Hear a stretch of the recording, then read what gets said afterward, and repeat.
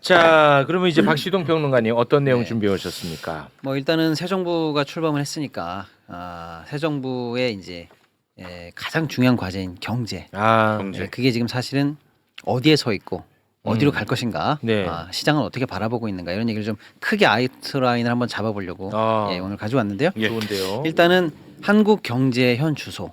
그러니까 이재명 정부가 받아 아는 우리 경제의 현실. 한마디로 말씀드리면 절벽 위에서 시작한다. 저는 그런 말씀을 좀 드리고 싶어요.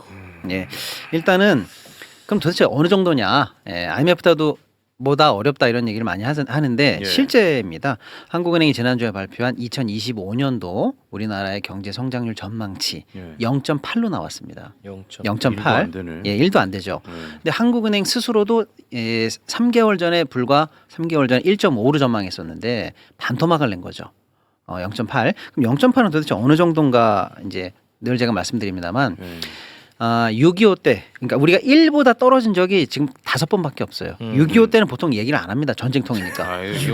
아이 6.25를 갖다 대세요. 근데 6.25를 그럼 빼고 얘기할게요. 근데 왜냐면 근데 웃기는 게 6.25 때가 0.6이에요. 야. 근데 지금 0.8이라는 얘기입니다. 그러니까 근데 6.25는 뺄게요. 그러면 언제냐면 6.25네요. 그렇습니다. 윤석열에서 6.25가 발생한 거예요. 네, 80년 우리 오일 쇼크 기억하시죠? 그러니까 네. 이건 에너지가 없는 셧다운되는 상황인데 그때 마이너스 1.6 했었고요. 네. 98년도는 IMF 때는 IMF. 우리나라에 달러가 없어서 진짜로 국가 부도가 난 겁니다. 그때 마이너스 5.1 한 적이 있고요. 그때 뭐 난리 났으니까. 9천 그다음에 2009년에 세계 금융위기 때 이때는 전 세계 금융 시스템이 글로벌이니까. 마비됐습니다. 이때 0.8.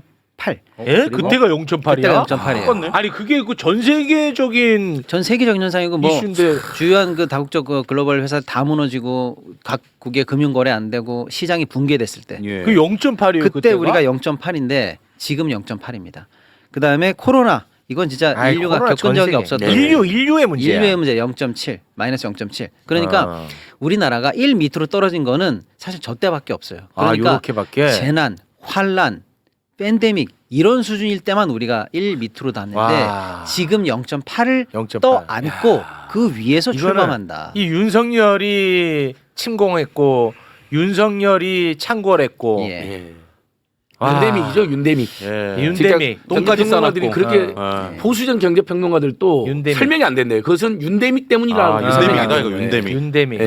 그나마 이제 0.8은 한국은행의 전망치고요. 제가 이제 유수한 세계기관의 전망치를 다 조사해봤더니 한 41개국에서 이런 걸 41개 기관에서 발표를 하거든요.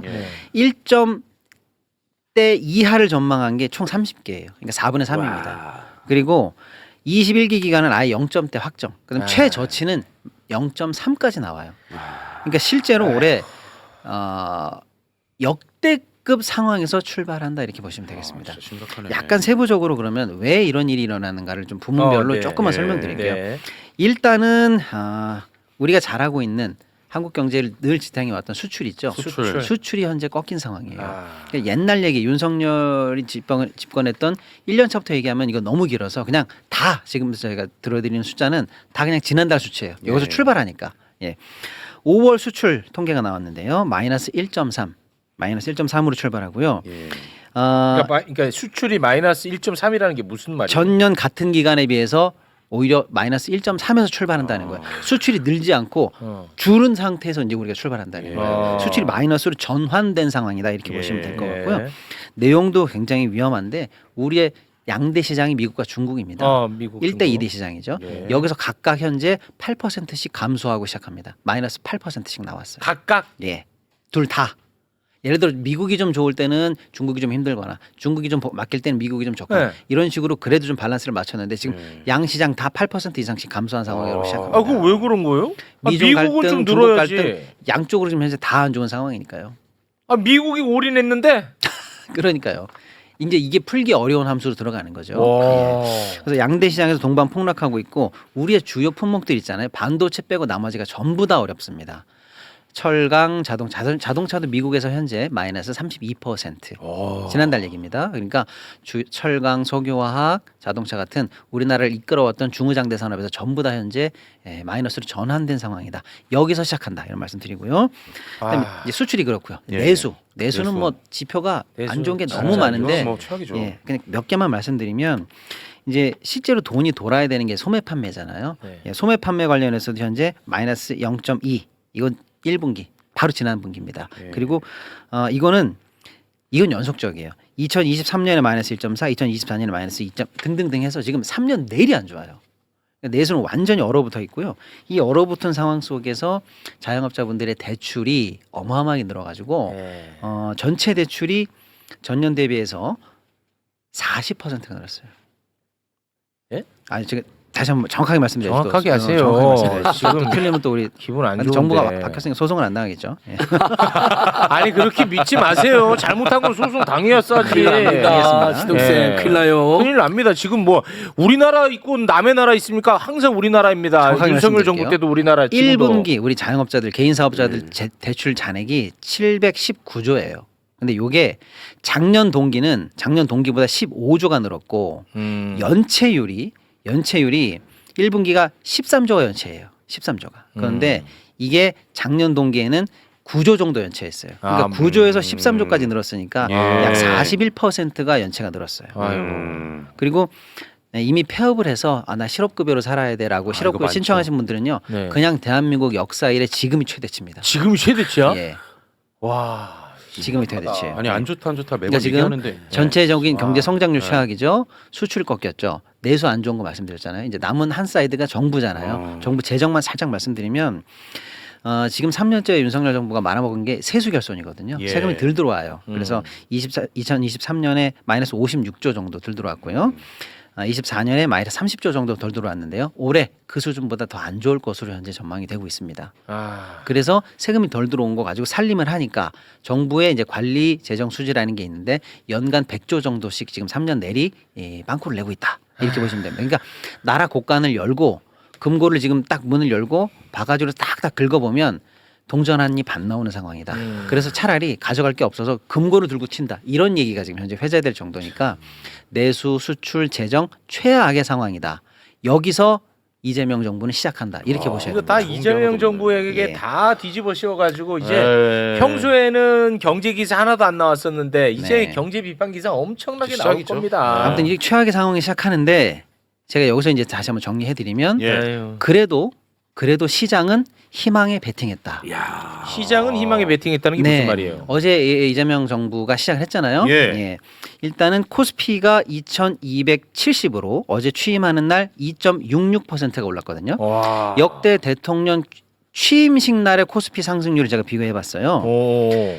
역대 대통령 중에서 네. 취임하는 날 오른 코스피가 오른 건 2명밖에 없어요. 응? 이재명 때 그다음에 옛날 이명박 때. 예. 아 이명박은 두 마치 번이에요. 부자 만들어줄 부자 것처럼 만들어준다, 했었거든. 747 한다라고 했는데 아. 그때 1.5 정도 올랐습니다. 아. 그런데 지금 이재명 정부 출범하는 날 2.6이 올랐어요. 오. 예, 그러니까 역대 취임식 날 코스피 상승률 1위를 찍었습니다. 예. 최악의 상황에서 출발했지만 와. 시장은 기대를 하고 있습니다. 희망에 매칭하고 있다. 왜냐하면 그 관련해서 메시지를 예. 많이 냈었고요. 그렇습니다. 그 최욱 씨와의 그 대담에서 주식 관련한 이야기를 또 심도 있게 나눈 바 있거든요. 예. 그때 이제 그 투자자분들이 그렇죠. 굉장히 그 관심을 많이 가졌고 예. 희망이 그때 싹 텄다라는 예. 내부적인 평가 있습니다. 2,800도 돌파했어요. 코스피 희망전도사 최욱 아니겠습니까? 그렇습니다. 예. 네, 그래서 왜냐하면 내가 죽고 사는 문제이기 때문이에요. 네. 어저께 2,770선을 돌파했는데 내용이 좋아요. 왜냐하면 그동안 우리가 쭉 2,300에서 500선 박스 피에 갇혀 있었는데 드디어 2,700선을 뚫었거든요. 뚫었어. 그리고 오늘은 이틀째 불기둥을 뿜어서 2,800선을 넘고 이야. 종가로 2,800선을 넘었어요. 네. 그리고 어저께 사실은 집 나간 외국인들이 10개월 만에 1조 이상 매수세로 돌아왔어요. 그래요. 그러니까 대내외적으로 한국 시장에 대해서 긍정적 시선과 기대로 배팅하는 날이 이제 드디어 시작됐다. 예. 이렇게 볼 수가 있겠습니다. 이거 뭐 장기적으로 봐야지 근데 그렇죠. 장기적으로 네. 갑니다 우리는. 자, 그런 상황에서 일희일비하지 않습니다. 맞습니다. 일단 기분 좋게 희망을 갖고 이제 시작하고 구체적으로 뭐 5년간 경제 플랜이 어떻게 될까 많은 분들이 궁금하실 거예요. 첫 번째 이 정부의 경제 플랜의 가장 중요한 중점을 두는 부분은 내수 회복입니다. 내수 회복. 그래서 이재명 대통령의 멘트는 이거예요. 불황과의 전쟁이다. 아. 이 불황 끝내겠다. 결국 내수 살리겠다는 거거든요. 그래서 어저께 비상경제정범 TF가 예. 임기 첫날에 시작됐거든요. 네. 예. 그래서 일단은 내용이 30조 정도 긴급 추경이 논의됐다 이런 얘기가 있습니다. 추경. 경. 예. 그다음에 추경 내용 소상공인 살리기, 지역화폐 등등등 또 이제 승수효과 높은 약간 SOC 등등등이 반영돼서 예. 조기에 추경을 통해서 재정이 결국 마중물이 돼서 내수를 살리겠다라는 방점이 찍혀있다 이렇게 보시면 되는데 네. 어떤 분들은 야, 꼭 그렇게까지 뭐 번개불에 콩고 먹듯이 추경부터 해가지고 뭐 쇼잉 해야 되는 거 아니야? 뭐 이렇게 약간 좀 의구심을 갖고 계시는 분들이 있는데 지금 냉정하게 보시자고요. 우리가 불황이라는 건 이미 수천 번 얘기했어요. 그렇습니다. 예. 그런데 지난 정부 여당 최상목이 한덕수 또 윤석열이 있을 때 지난 연말부터 추경에 반대하면서 뭐라고 그랬는지 기억하세요? 이미 짜여진 예산 중에서 상반기에 조기 집행을 통해서 돈을 많이 돌게 하면 충분하다고 하면서 아. 추경을 디펜스했었거든요. 안 한다고 그렇지. 그랬어요. 예. 그때 정부가 연간 예산의 75%를 상반기에 조기 집행한다고 그랬어요. 지금 제가 집행률을 보니까 48%예요. 그 뻥 뻥입니다. 아. 그러니까 그런데 뻥이 중요한 게 아니고요. 그러면서 너무나 지금 불황이 깊은 1년의 절반이 지났다는 거예요. 예. 불황의 골든 타이밍을 결국에는 추경도 안 해, 조기 집행도 안 해 하면서 아무것도 하지 않고 이 시간이 지나왔습니다. 이게 지금은 긴급성을 요하는 대책이 이제는 필요한 타이밍에 접어들었기 때문에 추경에 대해서 갑론을박할 시기는 지났다. 이게 오히려 신속성을 요하면서 빨리 해야 될 단계에 넘어갔다. 예. 이렇게 좀 보셔야 될 것 같습니다. 네. 아. 그리고 일단은 금융시장 제가 방금 말씀드렸는데 두 번째 플랜이 일단 금융시장을 통해서 경제를 살리겠다. 그러면서 코스피 5천 시대를 말씀을 하셨어요. 예. 정부가. 또 최욱 씨와의 대담에서도 나왔던 얘기죠. 그랬죠? 네. 그런데 근데 어떤 분들은 이 얘기를 되게 가볍게 생각하세요. 가볍지 않아요. 주가 오르면 뭐 주식 투자하시는 분들 돈 좀 벌겠네. 이 수준이 그게 아닙니다. 아니야. 이 수준이 아니에요. 이건 우리 경제 패러다임을 바꾸는 아주 근본적인 로직이 여기 숨어 있어요. 네. 뭐냐면 일단은 우리 시장에 투자했던 우리 투자자분들의 48%가 지금 우리 시장을 떠났어요. 와. 둘 중에 한 명이 우리 시장을 버렸다니까요. 아하. 그분들이 나갈 때 싸들고 나간 돈이 120에서 180조입니다. 와. 이것만 돌아와도 어딥니까? 그렇죠. 즉 소를 잃었는데 외양간을 지금이라도 고쳐야 집 나간 소가 오고 그렇습니다. 밖에서 구경하던 외국인들도 돌아올 거 아닙니까? 예. 그렇죠. 그래서 시장을 매력적으로 만드는 조치를 먼저 하겠다는 거예요. 네. 자 그렇게 했을 때 주가가 정상적으로 부양이 될 수 있다. 자 그러면 우리나라의 가장 또 근본적인 문제가 뭐냐면 자산 중에서 부동산이 너무 많아요. 맞아. 우리나라 부동산이 64% 정도로 추산이 됩니다. 와. 자산 중에서요. 예, 예. 14. 기형적으로 편중돼 있죠. 와. 그리고 우리는 이제 금융 자산에 35가 들어가 있어요. 미국은요. 부동산 자산에 27, 금융 자산에 71이에요. 와. 반대죠. 바로 옆 나라 일본은 부동산 자산에 37, 금융 자산에 63. 보통 우리들의 다 두 배씩 반대로 돼 있다고 보시면 돼요. 와. 이걸 고쳐야 되는데 그러네. 결국 금융 시장을 정상화시키고 시장을 매력적으로 만들어야 우리가 부가 생겼을 때 이게 부동산으로 흘러가는 물길을 돌릴 수가 있어요. 그냥 하지 마세요 한다고 누가 안 합니까? 거기가 수익이 나는데 불패 신화가 있는데 그럼. 그렇기 때문에 구조적으로 자본시장을 성장시키지 않으면 부동산 망국론을 고칠 수가 없거든요. 네. 그래서 시장개혁 조치를 한다. 시장을 매력적으로 만든다. 그래서 부동산으로 가는 물줄기를 꺾는다. 그래서 자본시장을 부양하면 어떻게 되느냐. 당연히 주가가 올라가니까 투자하신 분들은 수익을 보니까 좋죠. 자산 형성 도움이 되죠. 네. 하지만 여기서 2차적인 현상이 나타나는 게 뭐냐. 네. 자금 조달 기능을 회복합니다. 자본시장. 그러면 예. 지금 스타트업이라든지 창업하는 쪽이라든지 벤처라든지 지금 아, 다 죽었거든요. 그렇죠. 윤석열 때문에. 네. 다시 이제 투자가 들어가고 그렇습니다. 살아나게 되는 겁니다. 이 금융이 돌면 창업 네. 생태계가 이제 열립니다. 그렇습니다. 그리고 대기업은 여유롭나? 전혀 그렇지 않아요. 지금 대기업들은 아까 미중 불황 때문에 치킨 게임에 들어갔거든요. 큰 사업들이 지금 돈으로 버티는 치킨 게임 국면에 들어갔어요. 중국 같은 경우도 지금 중요한 회사들이요. 하루에 몇 조 단위씩 유상증장을 통해서 자금 조달하고 있어요. 예. 우리 시장에서 그거 조달 가능할까요? 안 돼요, 지금. 많아봐야 1, 2조 겨우 조달한다 만다 하는 수준이거든요. 자본시장이 활성화됐을 때 우리 대기업도 여기서 버틸 수가 있는 겁니다. 아하. 이게 결국 우리 산업을 이끌고 부의 지도를 바꾸고 경제를 성장으로 이끄는 중요한 로직이기 때문에 그렇습니다. 그래서 주가 지수 5천 시대를 얘기한 거예요. 예. 그 하위 플랜이 그러니까 너무나 이제 주목이 되잖아요. 그래서 상법 개정을 얘기합니다. 네. 상법 개정은 뭐냐? 시장을 매력적으로 만들겠다는 거예요. 후진 시장이 아니라는 거죠. 그렇지. 주주를 주주답게 대우할 테니까 예. 투자하시라 이거거든요. 그렇지. 민주당이 일단 속도전에 나선 것 같아요. 오늘 바로 이제 민주당에서 발표를 했지 않습니까? 네. 오늘 오전에 조속하게 상법 개정을 다시 추진할 거고 그 거부권 행사해갖고 안 됐던 거잖아요. 거부권 내서 안 됐거든요. 네. 근데 거부권 행사할까봐 달래느라고 주요한 내용 많이 덜어내고 추진했거든요. 그걸 거부했거든요. 그러니까 이제는 거부될 일이 없으니까 원래 생각했던 강력한 상법 개정 조치를 그냥 아예 원본 그대로 다시 한다. 누더기 예, 상법 예. 개정안이 아닙니다. 그렇습니다. 그래서 뭐 이사의 충실 의무 같은 것들을 그렇지. 그거 확대하고 넣어야지. 집중 투표제 같은 거 하고요. 그다음에 사실상 우리 투자자들을 제일 뒤통수 맞게 했던 물적 분할 같은 것들. 아, 내가 그거 때문에 예. 당했잖아. 아, 진짜. 근데 그거를 왜 하는지 아세요? 그 자기 돈 안 들이고 자기 회사 지배하려고 하는 거잖아요. 그래. 제가 예, 조사를 예. 해봤어요. 아. 2022년도 기준으로 영국은요 물적 분할 동시 상장이 0이에요. 미국은요 0.8. 그때 우리나라는요 8.2. 왜 우린 이런 줄 아세요? 물적 분할해도 제재가 없어요. 근데 영국은 왜 안 할까요? 외국은 왜 안 하냐면 물적 분할하고 싶어? 그러면 구주 기존 주식들한테 신주 인수권 줘. 그럼 결국 자기도 투자해야 되거든요. 그러니까 뒤통수 치지 않는 환경을 만들어주면 할래 예. 안 한다는 얘기입니다. 아. 그러니까 이런 조치들을 하면 우리 투자자들이 뒤통수 맞을 일이 나는 없죠. 정말 깜짝 놀랐어요. 나는 그런 걸 모르는 사람이었는데 맞습니다. 하도 이제 뭐 배터리 2차 전지 네. 요거 이제 앞으로 난리 난다고 해서 LG 화학 샀어요. 네. 근데 갑자기 뭐 난 생전 처음 들어보는 단어지 물적 분할 분할? 하는 거야. 네. 근데 배터리 보고 들어갔는데 배터리만 갖고 가겠대. 나는 깡통들 내가 그걸 돈을 얼마나 잃었는지 압니까? 그게 그러니까. 뭡니까 대한민국에 그게 최악의 상황입니다. 그게 아. 최악의 눈 사례. 뜨고 코베 가는 거야. 예. 눈 뜨고 코베가. 이거를 근데 근데- 내가 더 열받은 건 뭔지 알아? 예. 그때 주식 관련한 유튜버들이 뭐라고 얘기하나 들어가 봤는데 누가 봐도 이건 나쁜 짓이거든. 눈 뜨고 그렇죠. 코베 가는 건데 네. 다르게 또 얘기를 하는 게 이게 나쁜 게 아닌 것처럼. 그런 사람들 지금 다 파묘해야 됩니다. 예. 와. 거기에 당했구나요. 예. 그래서 근데- 예. 이재명 후보가 예.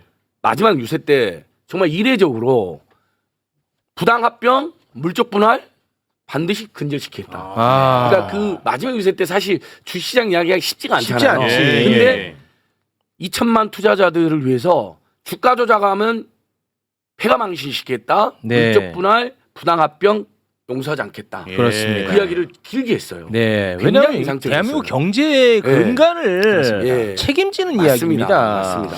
그래서 아무튼 그런 여러 가지 대응책이 지금 나와 있는데 다 얘기하기 시간이 없는데 문제는 뭐냐면 이 얘기를 누구나 할 수 있는데 시장이 기대와 신뢰를 보내느냐 안 보내느냐거든요. 근데 지금 이틀 연속 주가가 엄청 불기둥을 뿜고 있는데 예. 네. 사실은 이재명 후보 시절에 이재명 후보가 1위를 달리면서 대통령이 되면 될까? 그러면 되겠지. 왜? 이 사람은 한다면 하는 사람이니까. 네. 그래서 시장이 이미 신뢰를 보냈어요. 그래서 예. 소위 말하는 이 이재명표 공약에 집중되는 주식들 있잖아요.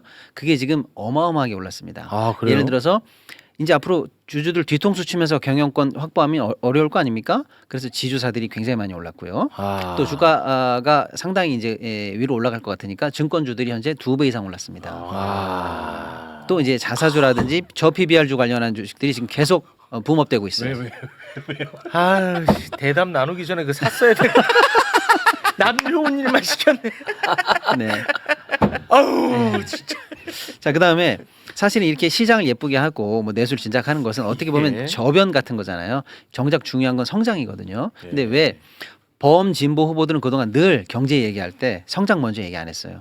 분배, 형평, 맞아. 복지 이런 거 먼저 얘기했거든요. 네. 근데 이재명 표 경제 공약에 1번 제일 앞순위가 성장이에요. 성장이야. 근데 저는 이게 가장 실용주의적인 면모를 보여주는 거이기도 하지만 네. 정직하다고 생각해요. 왜냐하면 아까 얘기했잖아요. 나라의 곳간에 돈이 없어요. 예, 예. 근데 뭘 나눠요 지금. 네. 복지 예산이고 뭐고 아무것도 없는데. 그렇지. 네. 그러니까 결국 파이를 키워서 성장을 통해서 재정을 확보하지 않으면 되지 않는다라고 해서 네. 성장에 중점을 둘 수밖에 없고 근데 실제로 사실 이제 중점을 뒀어요. 성장과 복지가 네. 상충되는 개념이 아닙니다. 그렇죠. 사실 예, 이것도 예, 중요한 예리한 예. 지적 들어갑니다. 제가 네, 그렇습니다. 복지가 또 하나의 성장 동력이 그렇죠. 되기도 합니다. 그렇죠. 제가 아주 예리합니다. 네. 선수 다 됐습니다. 네. 대단한 것 같습니다. 그래서 이제 대단합니다. 성장책 2개만 짧게 말씀드리면 예. 일단은 잠재 성장률을 3%대로 복귀시키겠다는 거예요. 우리가 늘 3% 이상 하던 나라인데 윤석열 3년 동안의 잠재 성장률이 망가져서 현재 5 정도 하고 있는데 예. 앞으로 5년간 우리가 이걸 방치하면 0점대로 떨어진다는 아이고. 거거든요. 네. 근데 잠재 성장률은 뭐냐면 우리가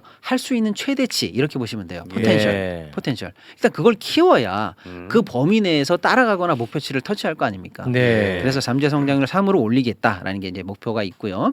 이제 주요 성장 대책으로 AI 관련해서 아, 100조 정도 투입해서 네. AI 관련한 3대 강국으로 만들겠다. 모두 뭐 이런 얘기들. AI. 그렇습니다. 네. 이런 얘기들이 좀 들어 있고요. 고맙습니다. 이런 정도 큰 플랜을 가지고 이제 5년간 경제를 끌어 나가겠다라고 하는데 네. 제가 볼 때는 이런 내용도 좋지만 지금 가장 중요한 건 제가 볼 때 속도입니다. 그래서 속도도 실력이다. 속도 같은 실력이다. 일을 늦게 하면 소용없는 경우가 많아요. 그렇습니다. 그래서 속도도 실력이에요. 예. 네. 근데 지금 내수 최악인 상황에서 아까 얘기했지만 추경이라든지 이런 걸 통해 내수를 빨리 돌리는 거 이거 시간 싸움이에요. 그다음에 시장을 예쁘게 만드는 이 상법 개정 같은 이런 조치들은요. 저항이 원래 많습니다. 원래 많아. 쉬웠으면 예전역이 될게요. 예, 그럼 예. 언제 해야 할까요? 정부가 가장 힘이 쓸 때. 지금 해야죠 바로. 이것도 지금 해야 돼요. 예. 그리고 그렇습니다. 1,500만 투자자들이 지금 가장 시장을 원할 때 지금 해야 돼. 됩니다. 지금. 그런데 지금 해. 그렇습니다. 근데 이 속도전에 방해가 되는 게 뭘까요? 늘 저항 세력이 있잖아요. 그렇습니다. 제가 볼 땐 이 정책에 힘을 실어주는 거는 역시 국민들이다. 이렇게 봅니다. 그래서 예. 그거 적극적으로 해. 우리가 시장이 원하는 거야. 또 이 주까지 지금 보여주는 거잖아요. 주가가 네. 시장이 그걸 원한다는 거 보여주잖아요. 이런 네. 식으로 우리 국민들이 이 정책에 대해서 적극적으로 밀어주고 속도전에도 힘을 붙여줘야 그야말로 탄력을 받아서 초기에 제대로 집행이 되지 않을까 이런 생각이 네. 들고요. 이제 마지막으로 정리를 좀 드리면 아까 우리 말씀이 많아지셨네. 네. 더. 한마디만 더 할게요. 사실은 네. 근데 출발할 때 절벽에서 출발했잖아요. 절벽에서 그리고 우리 출발하는 희망을 보긴 합니다만은 경제가 그렇게 급변침되지는 그런 않아요. 건 예, 없어. 예. 그런 건 없어. 3년간의 불황을 이렇게 끊임없이 겪었는데 네. 이재명 집권 이래 뭐 3달 만에 좋아진다. 아니, 그럴 리가 그런 건 없죠. 없어. 그런데 네, 보나마나 뭐 해봤더니 별거 없네 이런 예, 식의 그렇게 공격이 나올 있을 겁니다. 겁니다. 김배기가 있을 겁니다. 그렇습니다. 고통의 세월이 적지 않을 거다 이런 생각이 좀 맞아, 듭니다만 맞아. 그래도 희망을 가지고 이런 식으로 계속 단계별로 올라갈 때까지 우리가 네. 희망을 버리지 말자. 예. 뭐 이런 얘기 좀 드리고 지금 싶습니다. 댓글에서 예. 굉장히 궁금해가지고 하나 좀 짧게만 여쭤볼 텐데 그 체코 원전 있잖아요. 네. 그거 계약했죠. 네네 계약을 했습니다. 그거 완전히 밑 빠진 독에 물 붓기인데. 그럴 가능성이 많죠. 일단은 잠깐 짚어드리면 뭐 아무튼 우리가 원래 우선 협상자로 됐다가 계약하러 가려고 했는데 그냥 됐는데 그 소송. 미국에 처음에 태클 걸기가 있었죠. 오, 우리 예. 거니까 우리 허락받아 이런 게 미국에 태클이 네. 있었고 프랑스는 왜 우리 앞마당에서 너 좀 이상해 보조금도 받은 것 같고 너 이상해 이렇게 해서 프랑스도 태클을 걸었고요. 그런데 어쨌거나 체코 정부는 우리랑 한다는 거죠. 그래서 서명하러 갔는데 프랑스가 이제 소송을 냈고 그래서 체코 정부가 이거 계약하지 마라고 가처분을 인용한 그 상황이에요. 인용했잖아. 그런데 그래서 이제 했는데 체코 정부가 항소를 해서 상위급 법원에서 가처분이 취소가 됐어요. 그 취소되자마자 전자결제로 어젯밤에 바로 이제 최종 결제가 된 겁니다.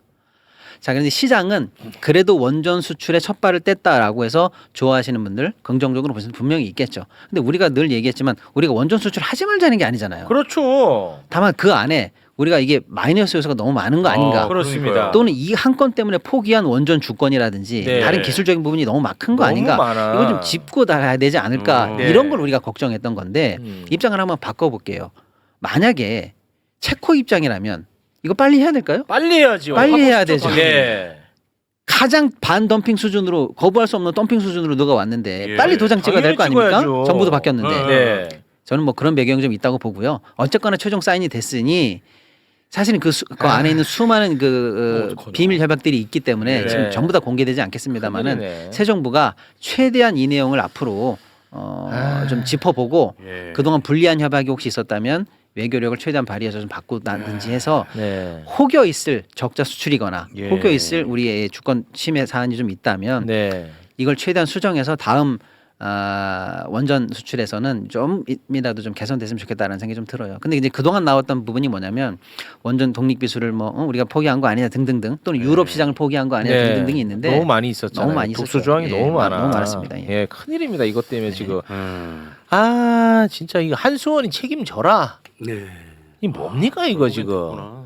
그 감사원이 감사 한번 해야 됩니다. 예. 만약에 손해 보는 장사였으면 이거 얼마나 충격적입니까? 그렇습니다. 그럴 가능성이 근데 있잖아요. 이 건에 들어가는 돈만 손해 보는 것이 아니라 다음에 원전을 파는데 제약이 너무 많다는 게 네. 이게 진짜 가장 큰 해악이거든요. 100번 양보해도 이번에 손해 보더라도 이거를 레퍼런스 삼아서 그렇지. 다음에 우리가 좋은 조건으로 이걸 수출할 수 있으면 그건 괜찮은 감수할 거죠. 수 있지. 네, 근데 이번에 적자를 보고 어. 다음번 수출에 기술도 안 되고 우리 독자 진출도 안 되고, 안 되고. 이런 어떤 제약이 있다면 이거 왜 하는 이거 거냐 완전- 이런 부분이죠 사실. 이게 참 큰일입니다. 체코 원전 맞습니다. 이것도 특검 가야 됩니다. 네.